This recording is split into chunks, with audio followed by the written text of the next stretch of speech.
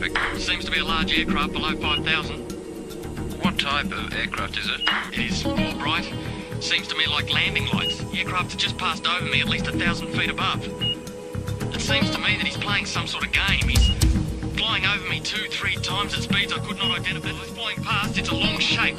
Cannot identify more that it has such speed. It seems like it's stationary. What I'm doing right now is orbiting, and the thing is just orbiting on top of me also. It's got a green light and sort of metallic-like. It's all shiny on the outside. The engine is rough idling. I've got it set at 23, 24, and the thing is coughing. My intentions are to go to King Island, Melbourne. That strange aircraft is hovering on top of me again. It is hovering, and it is not an aircraft.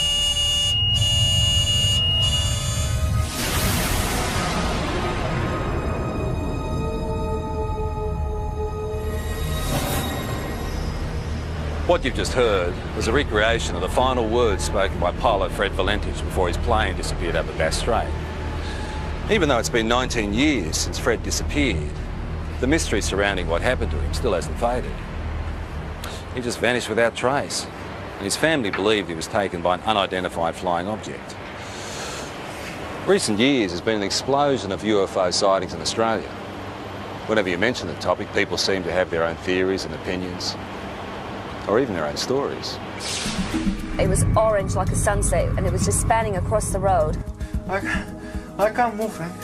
Moving forward in time through the experience. Then this tall, dark being just appeared in front of the craft. And I mean, it looks like a traditional, every day of the week, comic book flying saucer. They had large almond-shaped eyes, small bodies, legs and arms, and sort of grey in appearance. I think it's the first time in my life that I could identify of anybody telling me that they were scared they were going to die. Saying that this thing was only just down the bottom of his street. He could see it was out in the water, it was sucking up water. Yeah, I believe it's a UFO. There are between 400 and 500 reports a month of UFOs in this country. Now, obviously, a lot of them could be explained, but about 10% prove to be true mysteries. Tonight you'll hear from people who've had these experiences. They're just normal Australians who can't explain what they saw.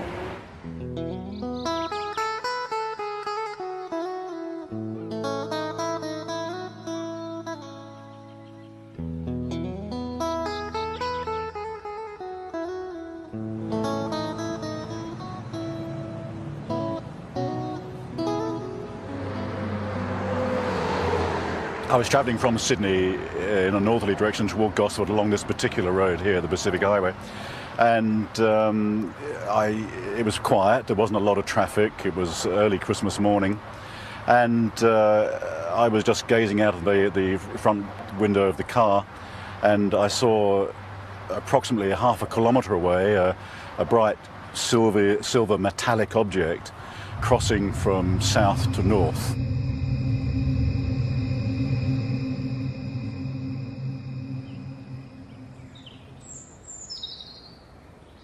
I stood here not believing my eyes, because where I sit I can see the open water, and I just couldn't believe that this thing could appear on the water. It was some kind of craft, but it was completely surrounded in lights underneath and all around, and it just looked like a carousel. It wasn't anything flat. Around holiday time, the local police know they'll be busy. But on this New Year's Eve, the calls weren't what they expected. All people that I spoke to had exactly the same thing to say. There was no variance whatsoever in the object that was sighted. It was a huge chrome, very shiny object in the shape of a ball. At the bottom of the ball was a number of huge white lights. This object looked like it was sucking up water.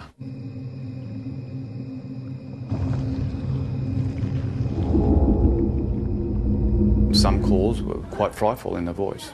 You could actually hear the fear, and in the background especially, the fear of people and of course animals and things at the time that were experiencing this phenomena.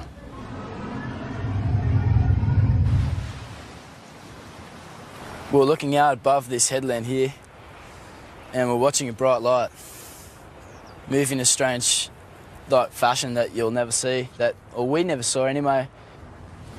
It was moving quickly and moved, for instance, in a zigzag fashion.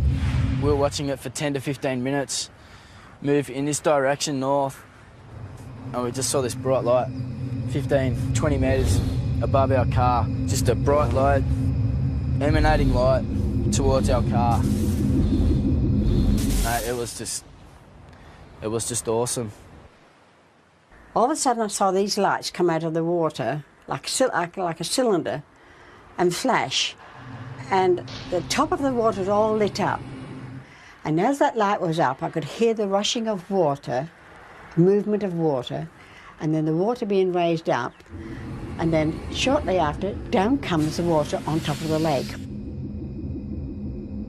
I noticed this rather bright light that seemed to be on the right-hand side of the car, and it seemed to be following us for quite a while.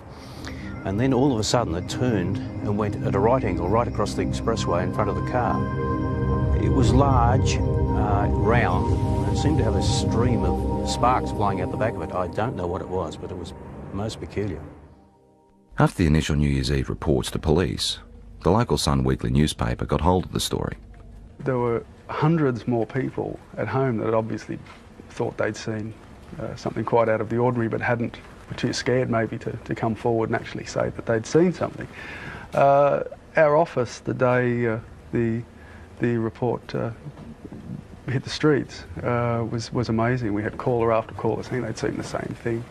A lot of the witnesses were retired academics, some were policemen, nurses, school teachers, Sunday school teachers, lawyers, business people, some of the leading business people in the area. They were all people that had everything to lose and nothing to gain by even coming forward and making a report. All the people who actually saw it hovering over the water described these 4 or 5 shafts of bright white light coming down to the water and literally penetrating the water rather than reflecting off it. We also had descriptions of the water seething underneath it. Some people said it frothed, some people said it foamed, some people said it was steaming up. Overall, I'd imagine there'd be probably 3 dozen telephone calls on the night. Well, please, Sergeant Wenning. In particular, Sergeant Wenning remembers one very distressed caller. He told me he had been woken up from a deep sleep with thunderous noise and bright lights, dogs barking. His children had come into his bedroom screaming. He was saying that this thing was only just down the bottom of his street. He could see it. It was out in the water. It was sucking up water. The sound was like a million hummingbees. He didn't know what was going on. We investigated officially with the local aircraft, aerodromes, with the Air Force, with air traffic control, and again could come up with no explanation. While everyone can describe what they saw, no one seems to have the answer to exactly what it was or where it came from. There was moving in waves in the sky which could only be described as a UFO. When you see something like this, there's a sure knowledge that you're looking at something that is beyond your experience. I'm not young, and people might think, oh, you're a bit strange, seeing things and had imagination. No, I've got imagination, but not like that. Not when I see something that I see. I know I saw it. At first I thought, well, maybe it's some type of meteorite, but it was too large, it was travelling too slow, and turned a right angle, which I know meteorites aren't inclined to do. I was just bewildered at how something could appear and disappear in the thin air practically. Well, I honestly don't know what they saw. We've gone right through all the realm of possible explanations, which leaves it as what a UFO truly is, a flying object which we cannot identify by conventional means. There's a saying that seeing is believing, and it certainly applies to UFOs. The most intriguing personal accounts come from people with no real interest or belief, until it happens to them.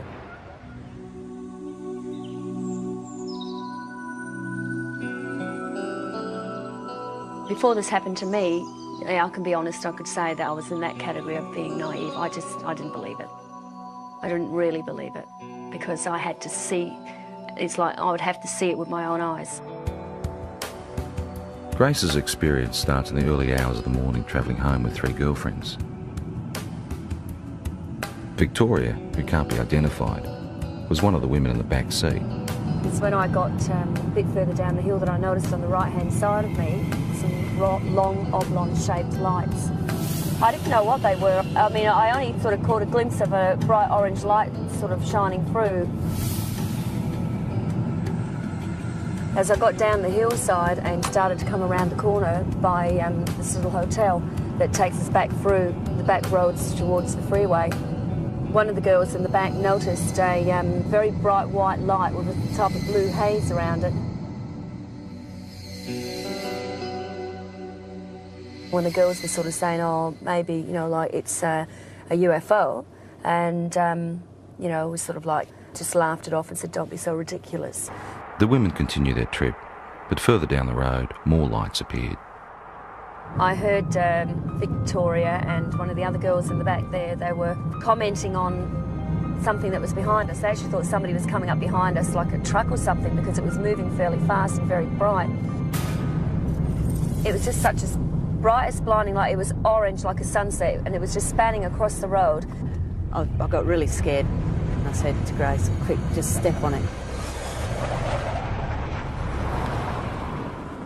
Because I knew there was a town just a kilometre up the road.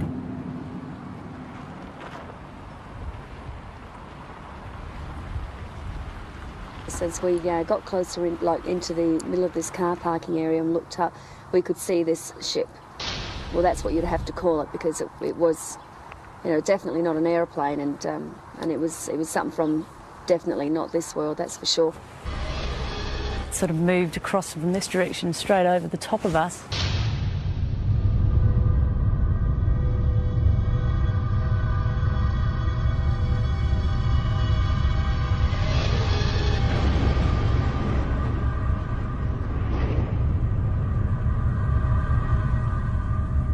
Sort of disappeared into a gully where we lost sight of it.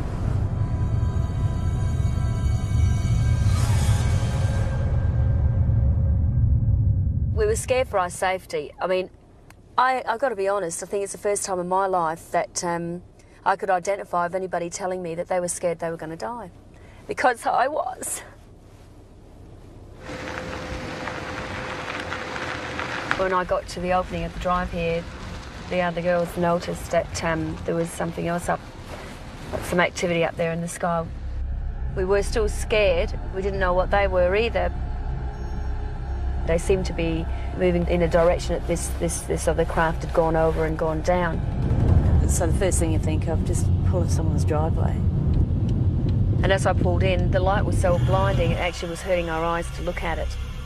Then I noticed a figure coming. It wasn't a human, it definitely was no human, that's for sure. I felt threatened by it. I felt really, really threatened by it.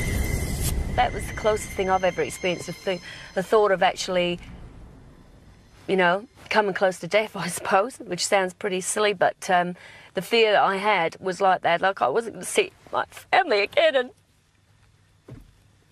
And the weird thing is that it's not the normal thing to talk about and for people to accept.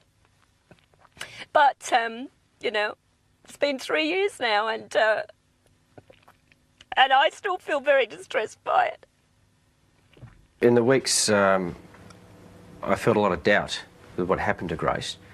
I didn't believe it, truly believed it, because I hadn't experienced anything like that myself.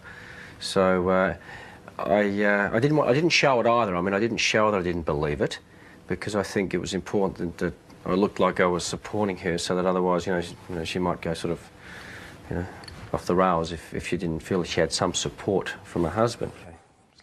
But 2 weeks later, those doubts disappeared. What's work? Late one night, they were both woken by their distressed 15-year-old son. He was dead set that he had presence in his room. You know, there was somebody in his room. And one thing that he kept saying at that time was that, can you hear that sound? And he kept pointing up to the ceiling. And we could hear this low drone sound. I knew then I'd heard that sound before. We got back into bed and I was laying there. And I thought, do I lie here and just let this thing go through and just, you know, try and wipe it off as another bad experience, or do I actually get up and look, and if it is what I think it is, then maybe my husband will be able to see for the first time and he will believe. I just couldn't believe what I was seeing. When you see an object that's just sort of floating through the air, like at slow pace, and you think to yourself, oh my God, it struck me as, you know, being awesome. It's just something unbelievable. It was a relief that he was able to see this thing, and all I kept saying was that was the thing that was there the night when I was with the others. Certainly by its nature, by the way characteristics of the way it just hovered across the house at a slow pace, yeah, no, nothing man-made. Not from this country, not from this earth, I should say. So you want me to... Even though Grace and her husband ended up experiencing the same craft, their ways of coping with it differ. You either accept it or you don't accept it, and I tend to say now, after I've seen it with my own eyes, I accept it, but I don't, you know, harp on about it and talk about it, and if it's just one of those things that you try and leave as a part of your life that's happened, and let's get on with things, let's move on from here, you see. And that's how I sort of try and treat it, rather than try and find an explanation as to what it is. Yeah, I really don't have a theory yet. It's basically, it's more the fear. Again, I don't know why, because I'm still here and I am healthy, you know, I mean, but the fact is it's just a worry because you don't know. You just don't know. What do you reckon it is? Got no idea. Images of UFOs caught on video over the years tend to raise more questions than they answer. They are visitors. Yeah? Yes, UFO. Working out whether there is something out there has intrigued researchers for years. There's no doubt that there is a physical dimension to this UFO phenomenon, and it appears to involve some form of technology, and many cases certainly suggest that we're dealing with an exotic technology that might be something certainly foreign to our environment. When a Melbourne photographer saw images like these, he was interested enough to go on standby to try and capture on film whatever was buzzing the sky over Narre Warren in June 1996. I got the phone call and I was told that the lights were spinning across the tree line over the homes. What I did was put the camera onto the object, allowing it just to come into frame, hit the shutter, count to 20, stop, wind, move the camera to the next part of the frame, start the shot, count to 20, let it go, and so forth. The first night, the result of the photographs showed just light trails of this object going across over the tree line. The second night, with higher speed film and higher magnification lens, is where we actually captured the shot of the disc. This thing was, the only way to explain it was moving across the air like ice on a hot plate, very, very smooth. Later in the program, Doug's photos will be studied by an independent expert. Well, it was flying, it's unidentified, and it was definitely an object. What it will be, and I hope with the analysis will prove me right. But yeah, I believe it's a UFO. In the UFO community, the term hypnotherapy is like a buzzword. It's the thing to try if you feel you have secrets of the past to unlock. While mainstream medicine doesn't necessarily recognise it, people who've had UFO encounters believe it helps.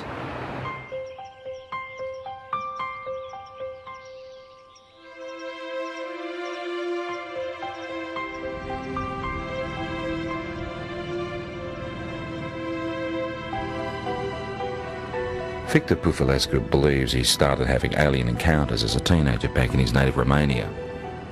He's turned to hypnotherapy to try and find out exactly what happened. It's like being a good soldier. You just obey orders. This is actually probably the best description of hypnosis process. Loosen limb, deeper sleep. Loosen limb, heavier and heavier. Not a worry, not a care. Deeper, deeper, and deeper. Hypnotherapy is a way of allowing us to get into the subconscious mind. The intellectual mind tends to want to control and criticise everything. It's the censor of stuff it doesn't even know about that was in there before we were 3 years old. So by sort of relaxing and sliding across the conscious mind, if you like, we can sort of delve into the unconscious, or to allow what's in the unconscious to find its way out. Oh, I can't move, Frank. Uh-huh. The pressure is increasing. I can't move. The chest, my arms, uh-huh, my legs. There's a thing about hypnotherapy that very often the subject will want to please the hypnotist.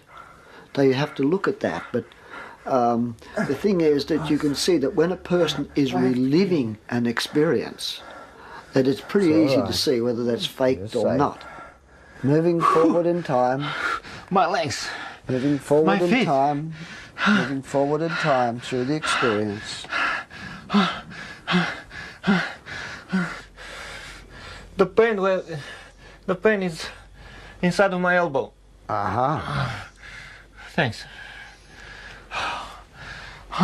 Who are you saying thanks to? Them. Uh-huh. Can you ask them what they're doing? No. It's a test. That's a test. I just know it's a test. They keep me telling be calm. They're telling you to be calm? Yeah. Uh-huh. Very often the people are quite disturbed about dreams they're having or things they've imagined happen to them. And they often come out of this saying, I'm pleased I'm not crazy, or I'm not mad, or I'm not imagining this. It does give you some answers, but also creates thousands more. And this is probably the trickiest part. I'm never happy with the answer which I'm getting, and I want more and more and more.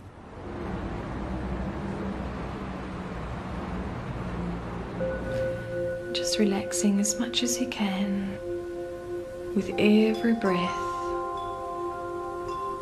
Just feeling a sense of calm. From 1992, there was a very strong correlation with awakening psychically and with my healing work to having these experiences. Elizabeth Robinson is a spiritual healer and therapist who says she's been having extraterrestrial experiences since childhood, but is only now starting to accept them. I mean, when they started with me, I thought, my God, this is bizarre. You know, this is crazy. This is in the realm of science fiction. But I know now I've had to work through that and struggle with it, and I've denied it like hell for 5 years. And I can't deny it anymore. Elizabeth says she started seeing creatures like these around her home in Perth in 1992. There were 3 beings standing there. They had large shaped heads, bigger at the top to chin at the bottom, large almond-shaped eyes, small bodies, legs and arms, and sort of grey in appearance. But they looked at me with a sense of intent and intelligence. Soon after, Elizabeth's daughter talked of being visited by a lady during the night. Elizabeth believes it was one of the same beings. And I looked down on the desk, and here was a drawing of this being, this same being that I had seen. And I said to Jessica, who did that? Because I knew that at 2.5, her drawings were scribble drawings. And she said, oh, that's the lady. I tried to rationalise it, but I knew that I wasn't imagining this stuff. You know, there was something in me that told me that there was more to these experiences. They're looking at me again. Elizabeth then turned to hypnotherapy to try and uncover what she couldn't understand. This session was recorded last year with visiting American UFO researcher John Carpenter. I don't want to give the baby up.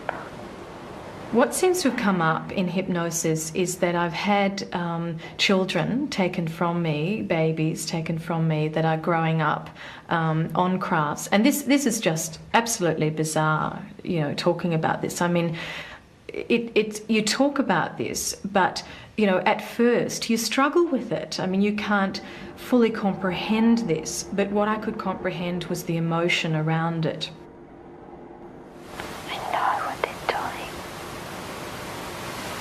They say it's time. they tell me with their mind. The emotions are so real, they're raw, they're, you know, the grief is there, the terror is something like I've never felt before. They're just doing what they're doing. What are they doing? They're getting the equipment ready. Part of the reason why they're involved here on Earth is to help us awaken, but there seems to be some sort of reciprocal type of arrangement whereby, you know, they're coming to Earth and they're creating a new race of beings, or creating some sort of hybrid race of beings. I used to think, okay, I'm dreaming, until I used to be able to get up, go to the bathroom, make a cup of tea, come back, sit down, they'd still be waiting for me. And I think, oh. Elizabeth and colleague Mary Rodwell now run a support group in Perth for people who've had alien experiences. And this is what I mean, my business is emotional trauma. That's why I'm here. And I won't deal with fantasy. I can't deal with fantasy. So it's about emotional trauma. These people are stressed quite desperately with fear and anxiety about a lot of things that they only have a vague idea often about, but often is because they've remembered being taken. I went 3 months with barely any sleep. If you remember, I told you about 11 or 12 weeks, barely any sleep. Most of them just want to live an ordinary life. They don't want this to happen. So for them to have the chance to at least talk about it and release all the anxiety and fear around that as much as they can around talking about it, it seems that through that there is real healing. For me, I became very frightened that I would be labelled crazy or, you know, hallucinate, whatever it was, and that I couldn't have somebody to relate this experience to that would honour my experience. Have either Elizabeth has always kept journals about her experiences, which she is now using to write a book. I saw a grey being appear, white-grey colour. In the dream, I was searching for my son, even though the child dream of trying to run away from several grey beings, but as fast as I ran or wherever I really don't expect someone to be able to say, absolutely, you know, this is real, because, you know, you always doubt yourself, but you know that it's real, and you have to come to some point and stop denying it, and that's what I'm starting to do. Sorting out the facts surrounding UFOs can be tough, unless of course there's something that science can put to the test.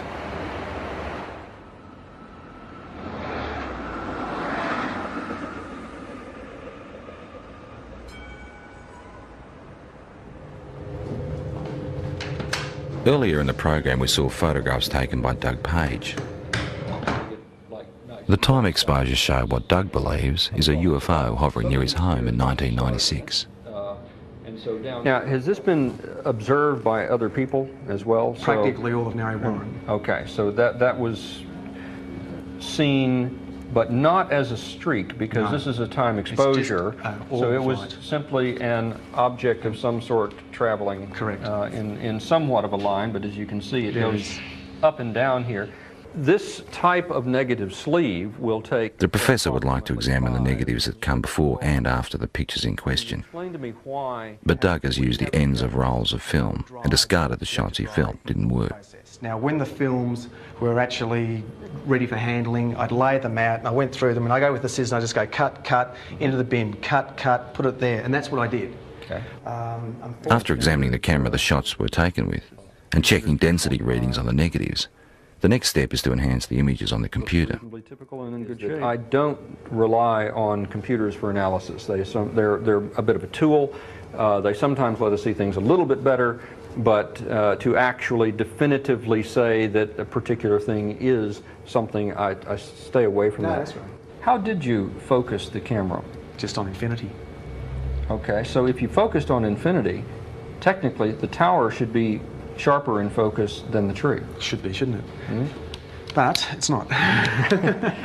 Interesting question, isn't it? It's a good one. The only trouble is there's no sort of guarantee, of course, in the darkness that it hasn't moved off set either, but I had that set for infinity. Okay. With some of the technical questions out of the way, it becomes an issue of individual perception. Very specific things here. I see a disc-shaped object. I see something with a rim. Okay, there is definitely a lip. There are what appears to be lights. There's big, there's another small one in between, another one. So we've got something that is geometrically laid out. You can see a texture, and you can see definitely on the dark side of it something. So something's in shadow. I mean, it looks like a traditional, every day of the week, comic book flying saucer. My first impression of this when I saw it, again, was a trumpet, a circular object here that we have a bell shape that comes out like so.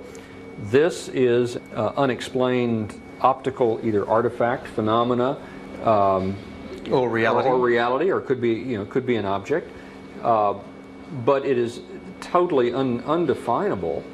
And of technical concern is the fact that the start of the time exposure is more in focus than the end shape.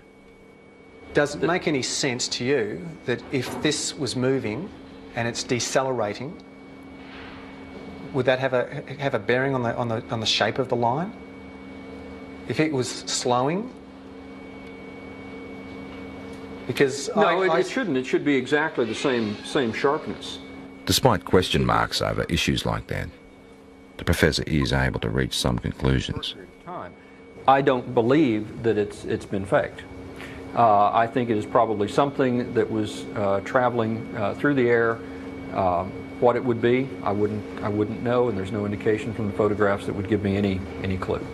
There are points there that I haven't considered, such as the object, could well be a phenomenon that that I've never heard of. So I mean, we've got to keep an open mind.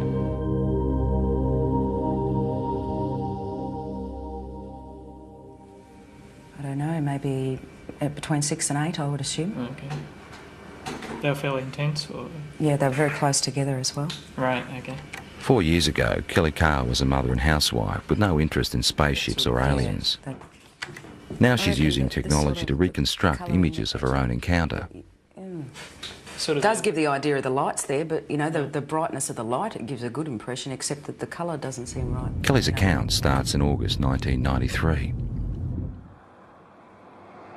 My husband and I were driving up to my girlfriend's place in Monbulk, which is in the Dandenong Mountains. We were driving on Belgrave-Hallam Road, and it was just on dusk. I saw what I thought was round orange lights in the field. It looked unusual to me. Later that night, retracing their route home, Kelly noticed something else unusual. It's about a kilometre or so in front of us, about twice the height of the treetops. We could see this object, which at first I thought was a blimp. It had the shape of a blimp, but it was light. As we got closer to it, the light seemed to sort of separate, and it was actually these a row of round lights, and they were orange. It appeared like there was silhouettes standing in these round orange circles, like people, but you could only see the black outline. Well, I just said to my husband, look, there's people in there. And the minute I said that, it shot off to the left of us. Within 1 or 2 seconds, it was gone completely. About a kilometre or two further down the road, as we kept driving, I came across at least what I thought was a screen or a wall of light across the road. And my heart started racing and the adrenaline was sort of pumping through my body, and I'm thinking, we've just seen this back down there, we're in for, a close encounter. Then the next instant, nothing. We seem to have actually covered a fair distance that I don't even remember covering. It might have been possibly close to a kilometre that I don't remember actually travelling. There was no light. There was nothing blocking the road. Kelly says it wasn't until weeks later she remembered actually getting out of the car that night. And I saw that there was another car that had pulled up 100 metres down the road. Then I walked around the front of the car to where my husband was standing on the other side, and we started walking across the road together. As we were walking across the road, I looked down and I saw that the other people were getting out the car and starting to walk as well. So I was quite happy that there was other people there who were seeing the same thing that we were. And we walked up along here to where the fence is. Right out in front of us is this huge craft. I was totally awestruck. It was science fiction coming to life. There wasn't any fear then. It was just all total awe. We stood here, I guess side by side, my husband and I, for about 30 to 45 seconds. Then this tall, dark being just appeared in front of the craft, and he was followed by about another 7 or 8 that appeared straight behind him. I felt this energy go through me. It's like nothing I've ever experienced before in my life. It was like some sort of low-level frequency that came in waves, but it was so dense that I could actually physically feel it going through my body. And that feeling absolutely terrified me. It was like, I can't even explain the horror that I felt just feeling this. And I began screaming. The minute I did, the eyes on these things lit up and they came charging across the field. Halfway across, they split up into 2 groups. Some headed off down there and the rest came directly towards us. I felt this blow to my stomach, and the next thing you know, I'm back here somewhere on the grass. It literally lifted me off of my feet. And I thought I was going to die. I thought if I don't get up now, I'm going to pass out and I'm going to die. I'm not going to come back to consciousness, you know. So I pulled myself up into a sitting position, and when I sat up, I couldn't see anything, and it was like there was just black in front of my eyes. I want you to try stretching it down a little bit as well. Kelly is not the only one who saw these images that night. For the first time ever, independent witnesses have given the same account of a close encounter. Even though Kelly has never met Jane, Glenda and Bill from the other car she saw, she has seen the sketches they drew for UFO researchers. They've drawn the same circles of light around the top of the craft with these blue lines coming down, ending in a semicircle on the ground. They've actually also drawn a tripod underneath, which was something I didn't see that night.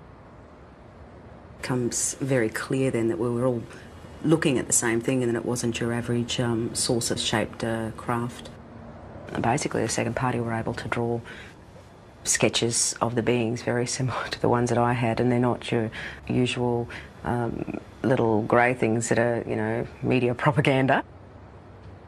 I found a small red-coloured equilateral triangle underneath my navel, which I guess in reality provoked only a minor curiosity at the time. It was oddly geometric, and I did wonder, you know, how something like that could get on me that looked like a burn without me feeling it.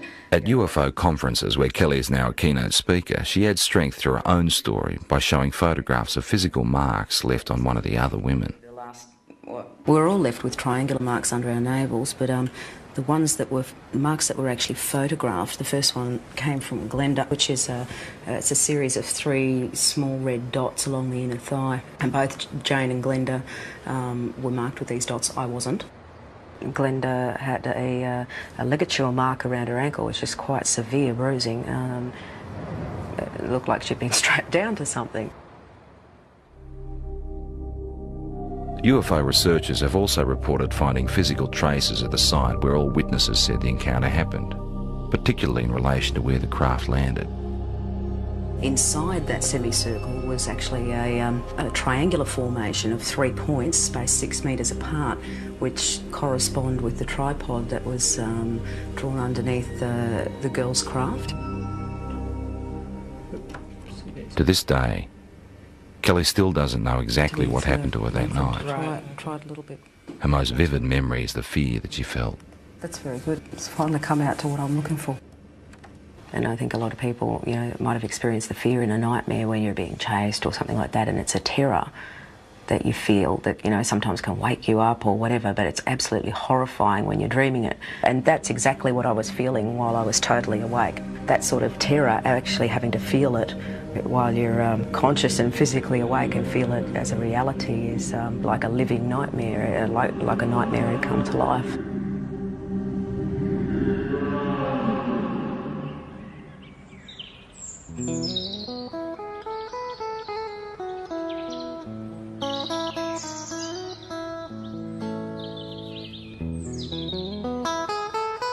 We've moved out onto 138 acres. We don't have electricity. We use all our own fuel, like for both our fires. We're in the process of trying to become self-sufficient as far as food's concerned. We just lead just a very different lifestyle. put the thing all over. Denise Borrett says it's her encounters with strange beings that have helped her make the decision to live this way. There's one of our missing. I believe at the moment that they're giving us quite a dire warning about what's happening to the planet and what's going to happen to us unless we actually wake up to what we're actually doing. They seem to open parts of your mind that aren't open before, and or they help you to do that. I don't know, but all I know is that I'm a very changed person since I've had my experience. Well, lifestyle changes you'd think shouldn't happen to people if these things aren't physically occurring. So I guess it's a little piece of evidence to suggest that something really startling and extraordinary must have happened to a person because of the changes that they do go through. Denise says her visitors have the ability to render her husband unconscious, so he never actually experiences the aliens, but he does have physical scars. Well, I know I've got a lot of scars on my body, and I know basically where they all came from, but this one, in that particular place, I've got no idea. I just woke up one morning and I happened to comment to her, so I've got this funny little mark on my arm, and she had a look and she had one in exactly the same place because she said she could remember it happening. And I can actually remember them cutting it. I can remember it was like a little spatula or whatever. But again, there was no pain or anything, and the next day mine had completely healed up, whereas Les's had actually scarred. And I thought, well, they're in identical spots and they're identical size, so obviously something was going on. People who've had multiple abduction experiences very often get very concerned about the environment. They get very concerned about healthy lifestyles. They get very interested in the possibility of life elsewhere. They get very interested in promoting the message that there's something actually going on.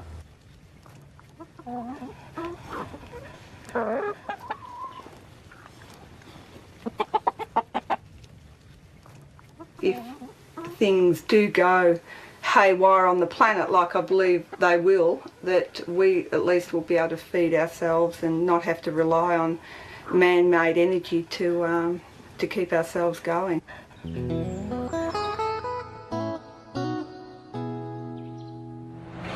It's pretty obvious that the people that had these experiences are convinced there's more to what's out there than most of us realise. They're also the first to admit that their stories could be hard to accept. All they want us to do is be prepared to listen. I suppose people got to make their own minds up, but we can honestly say that what happened, happened, and there's no doubt about that. Perhaps they're extraterrestrial, we don't know. Perhaps it's military experimentation. Perhaps there's new things in this earth that we don't know about. I don't know what they are. I know what happened to me, but I don't know anything about them. Well, I'd have to say that the evidence seems to be fairly compelling, that we seem to have some sort of alien life form just in what it is. You've got to keep an open mind. And since I've accepted it, I think I've really started to see it's not really bad. There's a lot of good in what they're actually doing. And it's like they're saying to us, you know, human beings can do so much more. We have these wonderful capacities to heal and to heal each other and to understand ourselves so much more. And we're not yet. Where they come from, I honestly don't know. I would hope that before I die, one day I find out.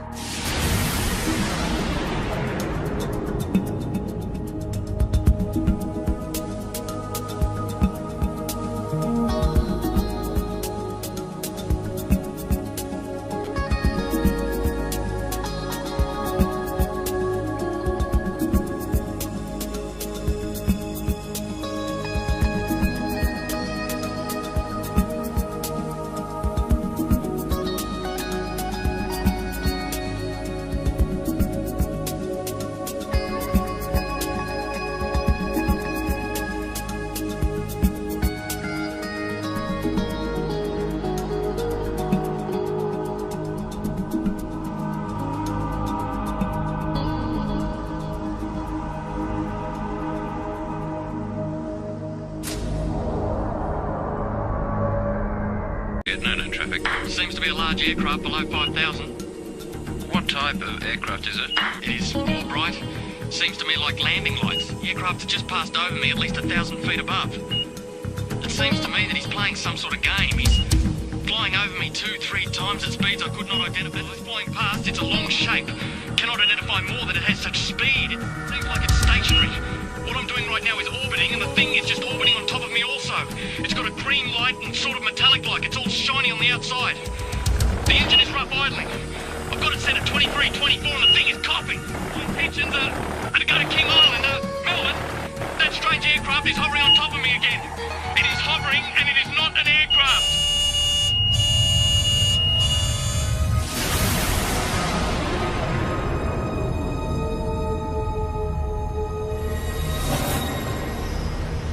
What you've just heard was a recreation of the final words spoken by pilot Fred Valentich before his plane disappeared over Bass Strait.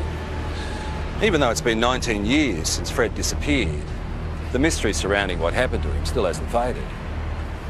He just vanished without trace, and his family believed he was taken by an unidentified flying object. Recent years has been an explosion of UFO sightings in Australia. Whenever you mention the topic, people seem to have their own theories and opinions, or even their own stories. It was orange like a sunset, and it was just spanning across the road. I can't move, man. Moving forward in time through the experience. Then this tall, dark being just appeared in front of the craft. And I mean, it looks like a traditional, every day of the week, comic book flying saucer. They had descriptions of the water seething underneath it. Some people said it frothed, some people said it foamed, some people said it was steaming up. Overall, I'd imagine there'd be probably 3 dozen telephone calls on the night. Well, please, Sergeant Wenning. In particular, Sergeant Wenning remembers one very distressed caller. He told me he had been woken up from a deep sleep with thunderous noise and bright lights, dogs barking. His children had come into his bedroom screaming. He was saying that this thing was only just down the bottom of his street. He could see that it was out in the water, it was sucking up water. The sound was like a million hummingbees. He didn't know what was going on. We investigated officially with the local aircraft, aerodromes, with the Air Force, with air traffic control, and again could come up with no explanation. While everyone can describe what they saw, no one seems to have the answer to exactly what it was or where it came from. It was moving in waves in the sky, which could only be described as a UFO. When you see something like this, there's a sure knowledge that you're looking at something that is beyond your experience. I'm not young, and people might think, oh, you're a bit strange, seeing things and had imagination. No, I've got imagination, but not like that. Not when I see something that I see. I know I saw it. At first I thought, well, maybe it's some type of meteorite, but it was too large, it was travelling too slow, and turned a right angle, which I know meteorites aren't inclined to do. I was just bewildered. Kind of craft, but it was completely surrounded in lights underneath and all around, and it just looked like a carousel. It wasn't anything flat. Around holiday time, the local police know they'll be busy. But on this New Year's Eve, the calls weren't what they expected. All people that I spoke to had exactly the same thing to say. There was no variance whatsoever in the object that was sighted. It was a huge chrome, very shiny object in the shape of a ball. At the bottom of the ball was a number of huge white lights. This object looked like it was sucking up water.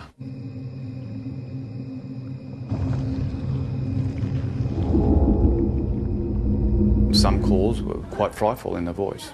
You could actually hear the fear, and in the background especially, the fear of people and of course animals and things at the time that were experiencing this phenomena.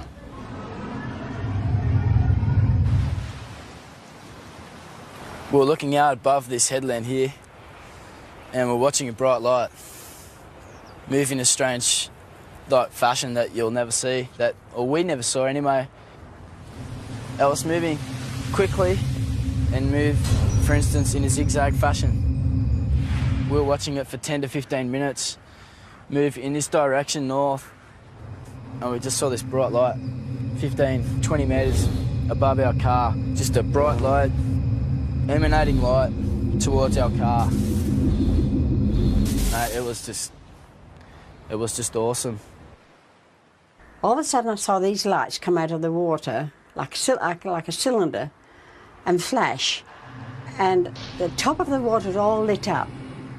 And as that light was up, I could hear the rushing of water, movement of water, and then the water being raised up, and then shortly after, down comes the water on top of the lake. I noticed this rather bright light that seemed to be on the right-hand side of the car, and it seemed to be following us for quite a while. And then all of a sudden it turned and went at a right angle right across the expressway in front of the car. It was large, round, and it seemed to have a stream of sparks flying out the back of it. I don't know what it was, but it was most peculiar. After the initial New Year's Eve reports to police, the local Sun Weekly newspaper got hold of the story. There were hundreds more people at home that had obviously thought they'd seen something quite out of the ordinary, but were too scared maybe to come forward and actually say that they'd seen something. Our office, the day the report hit the streets, was amazing. We had caller after caller saying they'd seen the same thing. A lot of the witnesses were retired academics, some were policemen, nurses, school teachers, Sunday school teachers, lawyers, business people, some of the leading business people in the area. They were all people that had everything to lose and nothing to gain by even coming forward and making a report. All the people who actually saw it hovering over the water described these 4 or 5 shafts of bright white light coming down to the water and literally penetrating the water rather than reflecting off it. We also had large almond-shaped eyes, small bodies, legs and arms, and sort of grey in appearance. I think it's the first time in my life that I could identify of anybody telling me that they were scared they were going to die. Saying this thing was only just down the bottom of his street. He could see it was out in the water, it was sucking up water. Yeah, I believe it's a UFO. There are between 400 and 500 reports a month of UFOs in this country. Now, obviously a lot of them can be explained, but about 10% prove to be true mysteries. Tonight you'll hear from people who've had these experiences. They're just normal Australians who can't explain what they saw.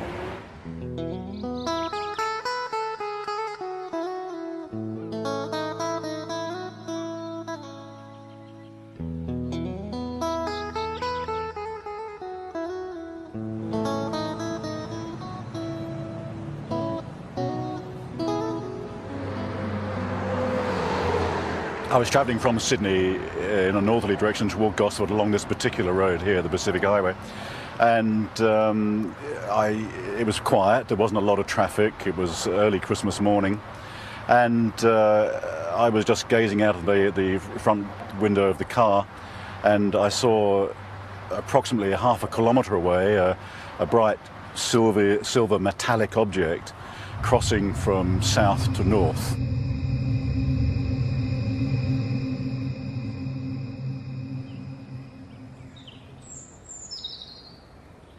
I stood here not believing my eyes, because where I sit I can see the open water, and I just couldn't believe that this thing could appear on the water. It was some